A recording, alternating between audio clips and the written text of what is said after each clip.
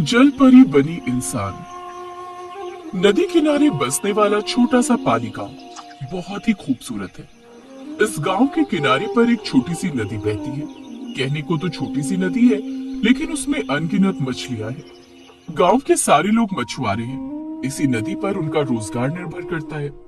सारे गांव के आदमी मछलियां पकड़कर बेचने का काम करते हैं। इसी गांव में बिरजू नाम का एक बहुत ही दुष्ट आदमी और उसकी पत्नी रहते हैं। बिरजू ने अपने भाई और भाभी की मौत के बाद धोखे से उनके घर पर कब्जा कर लिया और भाई के बच्चों को उन्हीं के घर से बाहर निकाल दिया। भतीजी गंगा 14 साल की और भतीजा मुन्ना 8 साल का है। दोनों अनाथ बच्चे नदी के किनारे पर अपनी एक झोपड़ी लगाकर रहते हैं और अपनी गुजर बसर नारियल पानी बेचकर करते हैं। मुन्ना, चल मेरे भाई खाना खा ले। सांझ हो रही है, सभी मछुआरे मछलियां पकड़ने आते ही होंगे और मुझे भी जल्दी से नारियल पानी की रेडी लगानी है। क्या पता आज कोई 10 ग्राहक हमारा नारियल पानी ले ही ले। हाँ, बस खाने लगाऊं। पहले देख तो लो दीदी, आज मैंने और 4 रुपए अपनी गुल्लक में डाल दिए। देखना, जब मेरी गुल्लक भर जाएगी तो फिर हम अपना बड़ा सा घर खरीदेंगे और उसमें रहने लगेंगे। फिर हमें इस टूटी फूटी झोपड़ी में रहना नहीं पड़ेगा। ठीक है मुन्ना, चलो अब खाना खा लो। अरे ये क्या, मेरा कांटा कहाँ अटक गया? आज तक ऐसा नहीं हुआ कि मेरा कांटा कहीं अटका हो। बिरजू कांटा खींचने की बहुत कोशिश करता है, लेकिन उसका कांटा नदी से बाहर ही नहीं आता और कांटा नदी में ही टूट जाता है। अरे बिरजू भैया, अब क्या करोगे? तुम्हारा कांटा तो टूट गया। आज तो तुम्हें खाली हाथ घर लौटना पड़ेगा। हाँ भाई, आज मुझे खाली ही लौटना पड़ेगा। आज बिरजू खाली हाथ ही घर लौट आता है। वहीं गंगा सांझ के समय नदी पर नारियल का ठेला लगाती है और नारियल पानी बेचती थी, क्योंकि सांझ के समय ज्यादा मछुआरे मछली पकड़ने आते थे। उनमें से थोड़े बहुत मछुआरे नारियल पानी ले ही लेते थे, जिससे गंगा और उसके भाई का घर खर्च चल रहा था। उसी दिन की बात है, शाम होने वाली थी। सारे मछुआरे मछली पकड़कर अपने अपने घर चले गए थे। गंगा भी अपना ठेला बंद कर रही थी कि तभी मुन्ना की बॉल उसके हाथ से गिर जाती है। बॉल लुढ़कते लुढ़कते नदी के किनारे आ जाती है। जब मुन्ना बॉल के पीछे आता है तो वो देखता है कि एक बड़ी सी मछली जख्मी हालत में पड़ी है, जिसकी पूंछ में कांटा लग गया है। कांटा गहरा चुभने की वजह से वो पानी में तैर नहीं पा रही थी। वो बहुत जख्मी, खून से लथपथ थी। जब मुन्ना देखता है कि वो आधी औरत और आधी मछली है तो वो देखकर हैरान रह जाता है। घबराकर वो अपनी बहन को बुलाता है। अरे, देखने से तो पता चलता है कि ये जल परी है, लेकिन बेचारी ये तो बहुत जख्मी है। मालूम पड़ता है किसी मछुआरे ने इस पर अपना तेज धारदार कांटा फेंका है और वो कांटा इसकी पूंछ में बुरी तरह चुभ गया है, इसीलिए बेचारी इतनी जख्मी है। दीदी, मुझे लगता है हमें इसकी मदद करनी चाहिए। ये बेचारी कितनी घायल अवस्था में पड़ी है। हमें इसका कांटा निकालकर इसके जख्मों पर मरहम पट्टी करनी चाहिए। मुन्ना और गंगा जलपरी को मरहम पट्टी के लिए जैसे तैसे घसीटकर अपनी झोपड़ी में ले जाते हैं और बड़ी मुश्किल से जलपरी की पूंछ से वो कांटा निकालते हैं। उसके बाद उसकी मरहम पट्टी कर देते हैं। तभी थोड़ी देर में जलपरी को होश भी आ जाता है। वो गंगा और मुन्ना की सेवा से बहुत प्रसन्न होती है। चल मुन्ना, अब खाना खा ले। इस जलपरी की मरहम पट्टी हो गई है, अब ये धीरे धीरे ठीक होने लगेगी। हाँ दीदी, पहला निवाला माँ को खिलाओ, उसके बाद हम खाएंगे। मुन्ना अपनी माँ से बहुत प्यार करता था, जिसे उसने कभी देखा भी नहीं था। उसके पैदा होते समय ही उसकी माँ की मृत्यु हो गई थी, पर वो हमेशा अपने खाने में से पहला निवाला अपनी माँ की तस्वीर पर चढ़ाया करता था। दोनों बच्चों का अपनी माँ के लिए इतना प्रेम देखकर जलपरी बहुत भावुक हो जाती है और उसकी आंखें भर आती हैं। अरे जलपरी, तुम्हें तो होश आ गया। तुम ठीक हो ना? तुम इतनी जख्मी कैसे हो गई थी? ना जाने किस बेरहम मछुआरे ने कांटा फेंका और वो कांटा मुझे चुभ गया। अगर आज तुम दोनों बच्चे नहीं होते तो शायद मैं जिंदा नहीं होती, क्योंकि मेरी पूंछ से बहुत सारा खून बह गया था। अगर थोड़ा और खून बह जाता तो शायद मैं मर भी जाती। दोनों बच्चे जलपरी की खूब सेवा करते हैं, उसके जख्म को भर देते हैं। जलपरी अंजनी उन दोनों की सेवा से बहुत प्रसन्न थी। साथ ही जलपरी को उन बच्चों पर ममता आ रही थी। वो उन्हें अपने बच्चे की तरह समझने लगी थी। फिर एक दिन की बात है। दीदी, बहुत दिन हो गए हैं, मैं अपने गुल्लक में पैसे नहीं डाल पाया हूँ। बेटा एक बात बताओ, तुम गुल्लक में पैसे डालकर क्या करोगे? जब मेरी गुल्लक पैसों से भर जाएगी तो मैं अपने और अपनी बहन के लिए एक बड़ा सा घर खरीदूंगा क्योंकि हमारे माता पिता की मौत के बाद हमारे घर पर हमारे चाचा चाची ने कब्जा कर लिया था। इस वजह से हमें टूटी फूटी झोपड़ी में रहना पड़ता है। मैं अपनी बहन को इस झोपड़ी में नहीं रखना चाहता। और अगर बेटा मैं तुम्हारे लिए एक बड़ा सा घर बना दूं तो आप हमारे लिए कैसे घर बनाएंगी? क्योंकि मैं एक चमत्कारी, इच्छाधारी और शक्तिशाली जल परी हूँ। मेरी पूंछ में चोट लगने के कारण मैं अपनी शक्तियों का प्रयोग नहीं कर पा रही थी, लेकिन तुम लोगों की वजह से मेरी पूंछ अब बिल्कुल सही हो गई है। तुम लोगों ने मेरी इतनी सेवा की, बिल्कुल अपनी माँ समझकर। फिर मैं तुम दोनों के लिए जितना करूं वो सब कम होगा। तुम जानते हो, मेरे भी तुम दोनों जैसे छोटे छोटे बच्चे थे। ना जाने कौन सा ऐसा मछुआरा था जो मेरे छोटे बच्चों को अपनी जाल में पकड़कर ले गया और खा गया। तब से मैं हर रोज नदी के किनारे अपने बच्चों की याद में रोया करती हूँ। मुझे रोते देख शायद भगवान को तरस आ गया और तुम दोनों के रूप में मेरे बच्चे वापस भेज दिए। अब मैं तुम दोनों को छोड़कर कहीं नहीं जाऊंगी, हमेशा तुम दोनों के साथ ही रहूंगी, क्योंकि तुम्हारी भी कोई माँ नहीं है। सच? आप हमारे साथ रहेंगी, हमारी माँ बनकर? अब से तुम्हें कोई भी काम करने की जरूरत नहीं है। आज से तुम दोनों मुझे ही माँ कहकर बुलाना। जल परी अपनी शक्तियों से नदी के किनारे रातों रात मुन्ना और गंगा के लिए बहुत बड़ा महल जैसा घर बना देती है। सुबह जब सारे गांव वाले इतना बड़ा घर देखते हैं तो वो हैरान रह जाते हैं। जब बिरजू को इस बात की भनक लगती है तो उसे आग लग जाती है और इस बात की खबर लेने वो उनके घर आ पहुंचता है। वहाँ जब वो जल परी को अपनी आंखों से देखता है तो अरे बाप रे, वही तो मैं सोचूं, रातों रात इन सपोलों के पास इतना बड़ा घर कहाँ से आया। अब समझ में आया, ये सब इस इच्छाधारी शक्तिशाली जलपरी ने किया है। तुम सही कहते हो जी, इन लोगों को इच्छाधारी जल परी मिल गई है जिसने इनको महल जैसा घर बनाकर दे दिया। और फूटी किस्मत हमारी, हमारे हाथ वो टूटा फूटा इनका घर ही लगा है। अरे तुम अपनी किस्मत पर क्यों रोती हो? ये वही जलपरी है जो मेरे हाथ लगी थी। इस जलपरी को मेरा कांटा चुभा था, इसलिए हाथ से ये मेरी हुई। वैसे भी अपने कांटे से फंसाया तो मैंने ही था ना इसे। अब से ये जलपरी मेरे पास रहेगी, नहीं तो किसी के पास नहीं रहने दूंगा। अभी गांव वालों को बुलाता हूँ। बिरजू सारे गांव वालों को जलपरी की सच्चाई बताने के लिए बाहर जाता है। तभी मुन्ना और गंगा बहुत रोने लगते हैं। तुम क्यों रोते हो बच्चों? ये तुम्हारा वही चाचा है ना जिसने तुमसे तुम्हारा सब कुछ छीन लिया था। तुम घबराओ मत मेरे बच्चों, इसे सबक सिखाने का समय आ गया है। मैं एक इच्छाधारी जलपरी हूँ, कोई भी रूप बदल सकती हूँ। बिरजू और उसकी पत्नी जब सारे गांव वालों को जलपरी के बारे में बताते हैं और सारे गांव वाले घर के अंदर आकर जलपरी का सच जानने की कोशिश करते हैं तो वहां उन्हें कोई जलपरी नहीं मिलती है। वहां उन्हें एक साधारण औरत मिलती है और गांव वाले उससे उसका परिचय पूछते हैं। मैं बच्चों की मासी हूँ, मेरा घर पास के ही गांव में है। बच्चों के माता पिता नहीं है, वो बिल्कुल अकेले हैं, तो आज से मैं बच्चों के साथ ही रहूंगी। अब से मुझे ये माँ कहेंगे। हाँ, आज से यही हमारी माँ है और ये घर हमें भगवान का दिया हुआ वरदान है। भगवान हम पर बहुत प्रसन्न थे, इस वजह से भगवान ने रातों रात हमारे लिए ये घर बनाकर भेजा है। ये झूठ बोल रहे हैं। अरे ये सब मिले हुए हैं। भगवान कैसे एक ही रात में इन पे मेहरबान हो सकते हैं? ये एक इच्छाधारी जलपरी है, कोई भी रूप बदल सकती है। ये सब हमें बेवकूफ बना रहे हैं। आप सब मेरे चाचा चाची की बात को ना सुनिए। आप सब तो जानते ही हैं ये कितने दुष्ट हैं। इन्होंने हमारे साथ कितना गलत किया, ये सब आपसे छुपा नहीं है। किस तरह हम छोटे छोटे बच्चों को हमारे ही घर से बाहर निकालकर हमारे घर पर कब्जा कर लिया। आज फिर से ये दोनों वही कर रहे हैं। ये बात तो सही है बिरजू, तुमने गलत तो किया है बच्चों के साथ, और आज उनके खिलाफ भड़काकर उन्हें फिर से बेसहारा कर देना चाहते हो। इस बात के लिए तुम्हें माफ नहीं किया जाएगा। जब सारे गांव वाले गंगा और मुन्ना की बात सुनते हैं तो बिरजू और उसकी पत्नी पर बहुत गुस्सा करते हैं और उसे झूठ बोलने पर बहुत बुरा भला कहते हैं। उसकी खूब बेइज्जती करते हैं, साथ ही उसे बच्चों से दूर रहने के लिए कहते हैं।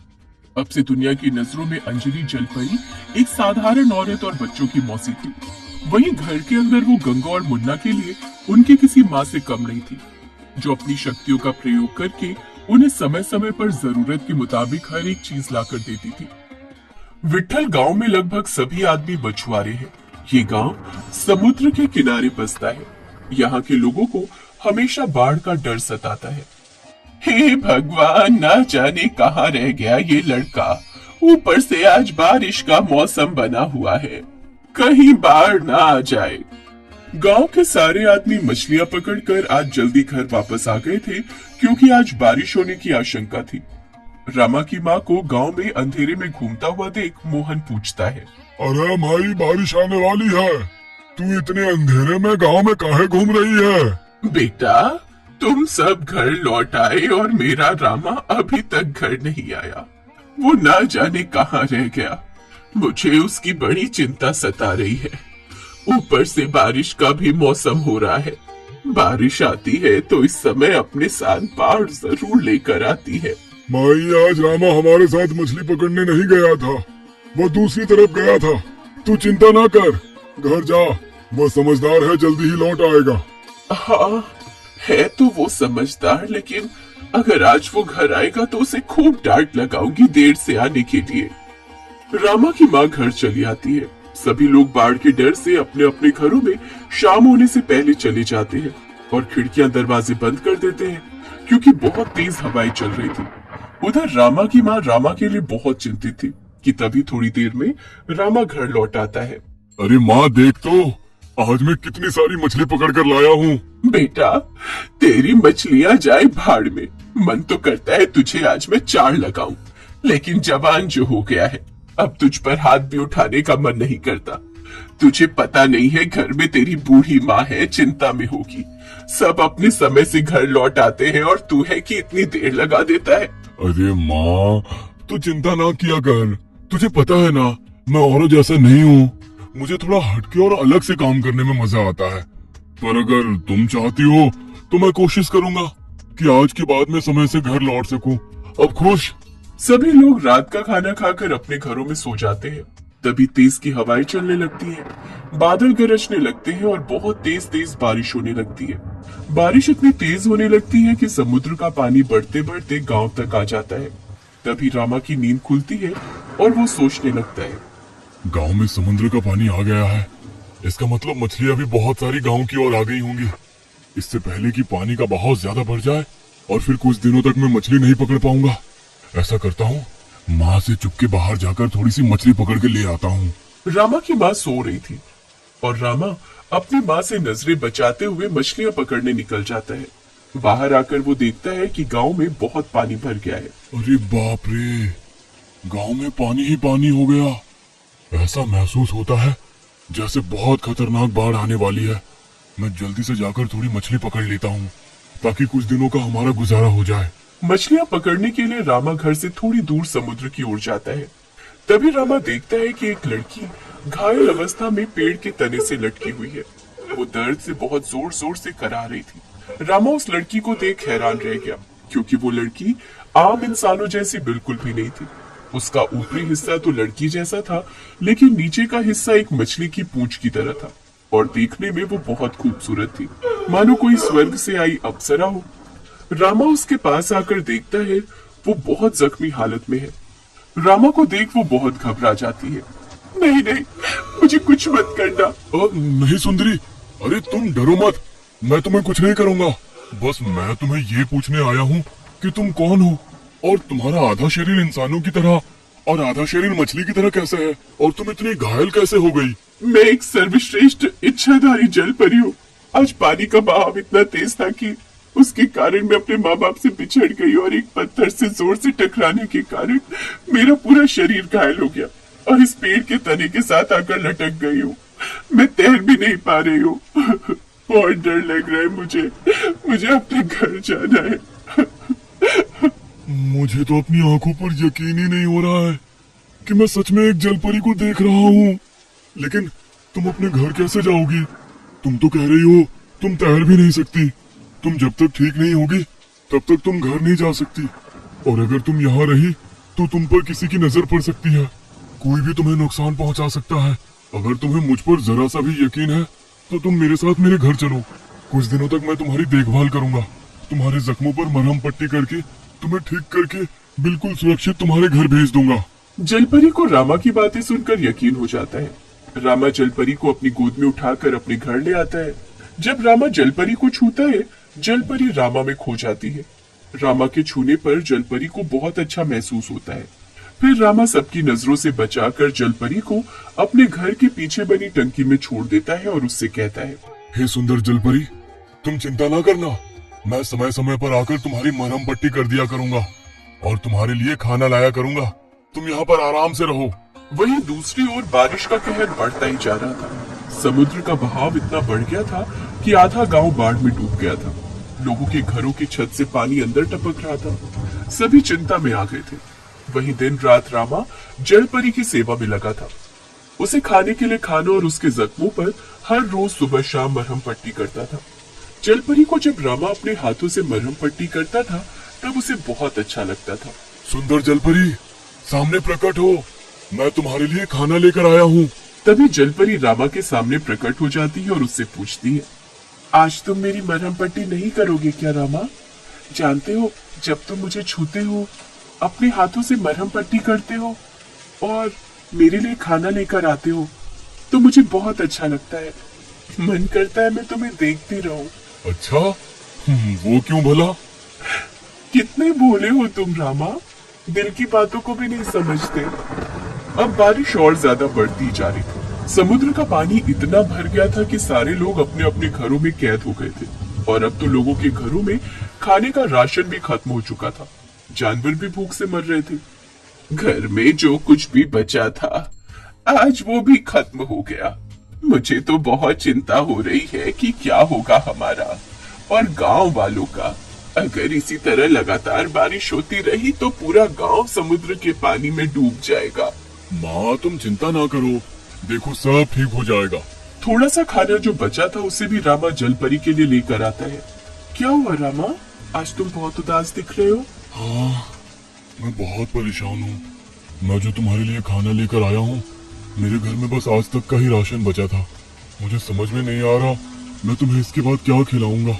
सारे गांव के लोग और जानवर भूख से मर रहे हैं और ऊपर से समुद्र का पानी इतना बढ़ रहा है कि अब तो ऐसा लगने लगा है कि सारा गांव पानी में ही डूब जाएगा। बस इतनी सी बात? तुम एक बार मुझसे बात करके तो देखते। जाओ अपने घर की रसोई में देखो, वहां पर मैंने सिर्फ तुम्हारे लिए ही नहीं पूरे गांव के लिए राशन के भंडार लगाए हैं और तुम्हारी गौशाला में गांव के सभी जानवरों के लिए खाना रखा है। रामा भागता हुआ घर आता है और देखता है कि सच में उसकी रसोई में राशन और सब्जियों के भंडार लगे हुए थे। साथ में उसकी गौशाला में सारे गांव के जानवरों के लिए ढेर सारा खाना रखा है। रामा खुशी से पागल हो जाता है और अपनी माँ को इस बारे में बताता है। उसकी माँ भी ये देखकर बहुत खुश हो जाती है और जलपरी से मिलने आती है। तुम्हारा बहुत बहुत धन्यवाद, तुम साक्षात किसी देवी के रूप में आई हो, नहीं तो हम सब गांव वाले भूखे मर जाते। इस तरह से रामा गांव के कुछ जवान लड़कों को घर में बुलाकर राशन के बड़े बड़े टोकरे भरकर हर घर में राशन और सब्जियां पहुंचाता है। साथ में गांव के सभी जानवरों को चारा भी देता है, जिससे सारे गांव वाले खुश हो जाते हैं और जलपरी के दर्शन करने आते हैं। पर बारिश अभी भी नहीं रुकी थी। सुंदर जलपरी, मुझे लगता है अब लगभग तुम्हारे जख्म भर चुके हैं, तुम ठीक हो गई हो। हाँ रामा, ये सब सिर्फ और सिर्फ तुम्हारी वजह से हुआ है। तुम ना होते तो मेरे जख्म भला कैसे भरते। सुंदर जलपरी, जो तुमने मेरे और मेरे गांव वालों के लिए किया उसका वो एहसान कैसे चुकाएंगे हम। सब दुख तुमने दूर कर दिए, बस अब चिंता है तो इस बारिश की। ये थम जाए, सभी की कच्ची छतें टपक रही हैं। बारिश थम जाएगी तो सब राहत की सांसें लेंगे और फिर सभी गांव वाले दोबारा अपने अपने काम पे जाने लगेंगे। बस इतनी सी बात। तभी जलपरी अपनी शक्ति से सभी गांव वालों के घरों की कच्ची छत से पक्की छत में बदल देती है। अब सभी के घर पक्के हो चुके थे। सभी गांव वाले बहुत खुश थे। सुंदर जलपरी, जाने क्यों मुझे लगता है कि तुम हम सब गांव वालों की दिक्कतें दूर करने के लिए ही आई हो। रामा, जानते हो तुम, मुझे तुमसे और इस गांव से बहुत लगाव हो गया है। अब तो मुझे यही अपना घर लगता है।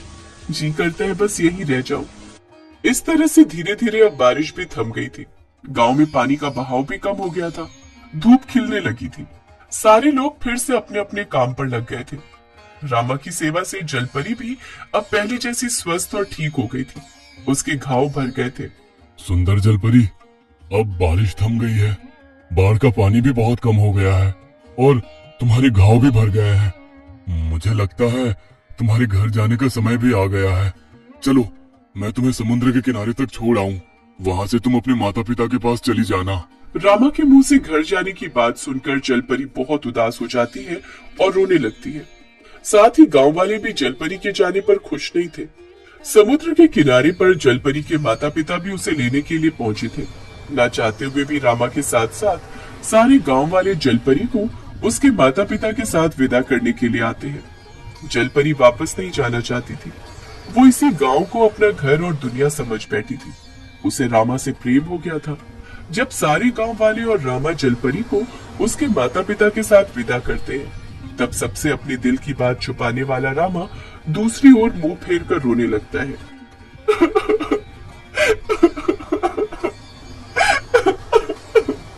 क्या हुआ पुत्री? तुम हमें मिलकर खुश नहीं हो क्या? क्या तुम्हें घर नहीं जाना? नहीं माँ, मैं वापस नहीं जाना चाहती। मुझे रामा से प्रेम है। मैं उसी के साथ अपना सारा जीवन बिताना चाहती हूँ।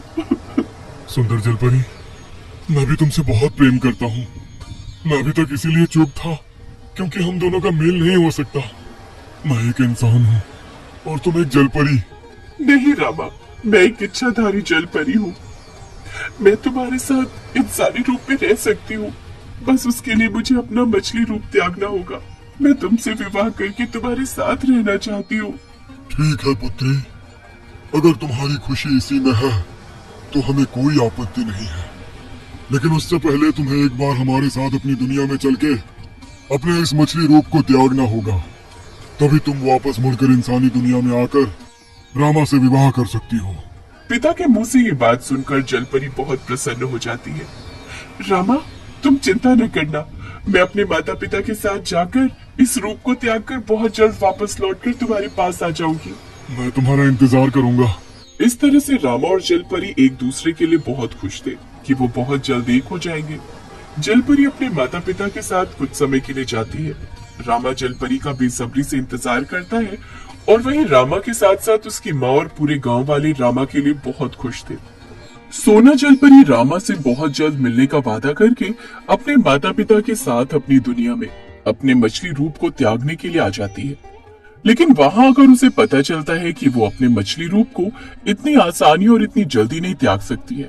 उसे अपने इस रूप को त्यागने के लिए कम से कम 9 महीने का समय लगेगा।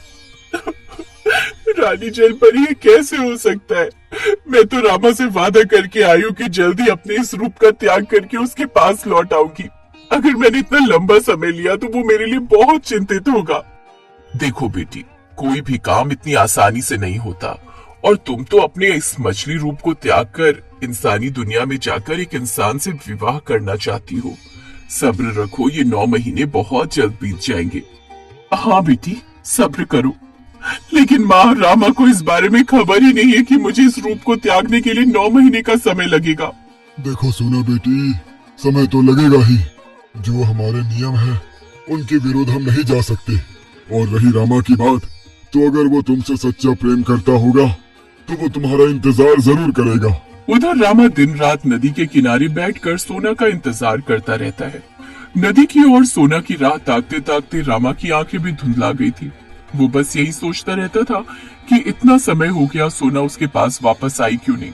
दूसरी ओर रामा को उसकी माँ और गांव वाले समझाते हैं कि हो सकता है जलपरी ने अपना मन बदल दिया हो, वो उससे शादी नहीं करना चाहती हो। बेटा रामा, मान जा, मैं तेरी माँ हूँ, तेरी भलाई चाहूंगी। मैं तुझे ऐसे तड़पता हुआ नहीं देख सकती। पूरे 9 महीने होने को आए हैं। तू दिन रात उस जलपरी का यहाँ पर इंतजार करता है। अगर उसे आना होता तो वो कब का आ चुकी होती। वो अब नहीं आएगी। मान जा बेटा। देख, मेरे साथ सारे गांव वाले तेरे लिए कितने चिंतित हैं और तुझे समझाने आए हैं। तुम कहती हो तो ठीक है माँ, मैं घर चलता हूँ। लेकिन जो तुम और सारे गांव वाले कह रहे हो कि सोना बदल गई है, मैं इस बात को नहीं मानता। मेरा विश्वास अटल है, सोना कभी नहीं बदल सकती। वो जरूर किसी न किसी वजह से वहां रुक गई है, लेकिन एक दिन आएगा, वो जरूर मेरे पास आएगी। रामा का सोना पर अटल विश्वास था कि वो एक न एक दिन जरूर आएगी।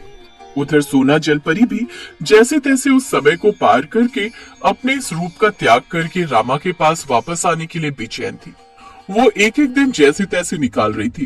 तभी रामा के गांव से थोड़ी दूर एक औरत बेचारी अपनी छोटी बच्ची को लेकर बहुत घबराई हुई बच्ची को बचाने के लिए भाग रही थी, क्योंकि उसके पीछे एक बहुत ही भयंकर चुड़ैल पड़ी थी। कहाँ जा रही है? इस बच्ची को मुझे दे दे। मैं इस बच्ची की बलि चढ़ाकर सबसे ताकतवर चुड़ैल बन जाऊंगी। मेरी बच्ची, मैं तुझे कुछ नहीं होने दूंगी, चाहे मेरी जान ही क्यों न चली जाए, लेकिन मैं तुम्हें कुछ भी नहीं होने दूंगी। औरत भागती हुई नदी के किनारे आ जाती है। अब आगे उसके लिए भागने के लिए कोई रास्ता ही नहीं था। हे भगवान, अब मैं क्या करूं? चुड़ैल तो ठीक मेरे पीछे और मेरे आगे नदी है, मैं कैसे अपनी बच्ची को बचाऊं? अब बता कहाँ भागेगी? अब तो तुझे ये बच्ची मुझे देनी पड़ेगी। औरत बच्ची को चुड़ैल से बचाने के लिए बच्ची के साथ ही नदी में कूद जाती है। मूर्ख औरत, ये तूने क्या किया? वहीं आज सोना जलपरी को भी उसके मछली रूप से मुक्ति मिल गई थी, क्योंकि आज पूरे 9 महीने हो गए थे। सोना को जैसे ही अपने मछली रूप से मुक्ति मिलती है, वो बहुत खुश हो जाती है। माँ, बाबा, मुझे अपने जलपरी रूप से मुक्ति मिल गई। अब मैं रामा के पास वापस जा सकती हूँ, वो मेरा इंतजार कर रहा होगा। हाँ सोना, अब तुम अपने मछली रूप से पूरी तरह मुक्त हो। अब तुम इंसानी दुनिया में जाकर इंसान से विवाह कर सकती हो, लेकिन एक बात हमेशा याद रखना, अगर कभी भी तुम मुड़कर अपनी दुनिया में आना चाहो तो अब तुम वापस नहीं आ सकती हो। रानी जलपरी, मुझे रामा के लिए सब मंजूर है। अब सोना अपने माता पिता से जाने के लिए विदा ले रही थी। वहीं दूसरी ओर उसी समय वो बच्ची पानी में गिरकर सीधा सोना की गोद में आ गिरती है। वो बच्ची आम बच्ची नहीं थी, पानी में रहकर भी जिंदा थी। दूसरी ओर उसकी माँ पानी में कूदने के कारण मर चुकी थी। माँ, ये बच्ची मेरी गोद में कहाँ से आ गई? ये तो कोई इंसानी बच्ची लग रही है और ऐसा महसूस होता है कि इसका दुनिया में कोई भी नहीं है। माँ पिताजी, कहीं भगवान ने इसे मेरे लिए तो नहीं भेजा है? सोना को उस बच्ची पर बहुत प्यार आ जाता है और वो उसे अपने सीने से लगा लेती है। फिर अपने माता पिता से कहती है कि वो उस बच्ची को अकेला नहीं छोड़ेगी, क्योंकि वो बच्ची अनाथ है। लेकिन बेटी, तुम तो रामा के पास जाने वाली हो, तो फिर तुम इस बच्ची को कैसे अपना सकती हो? इस बच्ची को रामा के पास कैसे लेकर जा सकती हो? माँ, मैं इस बच्ची को अकेला नहीं छोड़ सकती। मैं इस बच्ची को अपने साथ रामा के पास लेकर जाऊंगी और इसे माँ का प्यार दूंगी। सोना, अगर तुम इसे माँ बनकर प्यार दोगी तो फिर तुम रामा के पास कैसे जाओगी?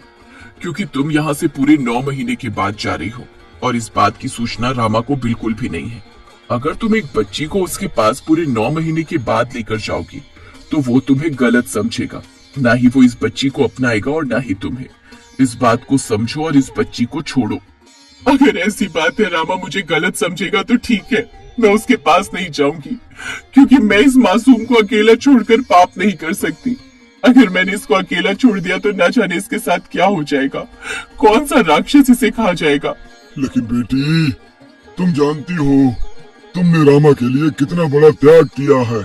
उसके लिए तुमने अपने रूप, अपनी दुनिया और अपने माता पिता तक को त्याग दिया है, और आज तुम इस बच्ची के लिए रामा के प्यार को छोड़ रही हो। बाबा, इस बच्ची को भगवान ने सीधा मेरी गोद में गिराया है ताकि मैं इसका सहारा बन सकूं। रामा अगर मेरी किस्मत में लिखा होगा तो वो मुझे किसी भी हाल में मिल जाएगा। हो सकता है इस बच्ची को भेजकर भगवान मेरी कोई परीक्षा ले रहे हो। सोना बच्ची के लिए सब कुछ त्याग देती है, यहाँ तक कि रामा का प्यार भी। वो बच्ची को लेकर पृथ्वी लोक पर आ जाती है। वहीं रामा को पूरे 5 साल हो गए थे सोना का इंतजार करते करते, लेकिन उसने अभी भी उम्मीद नहीं छोड़ी थी सोना के आने की। सोना रामा के गांव के ही बगल में दूसरे गांव में अपनी बच्ची के साथ छोटी सी कुटिया में इंसानी जीवन व्यतीत कर रही थी। बच्ची अब पूरे 5 साल की हो गई थी और स्कूल जाने लगी थी।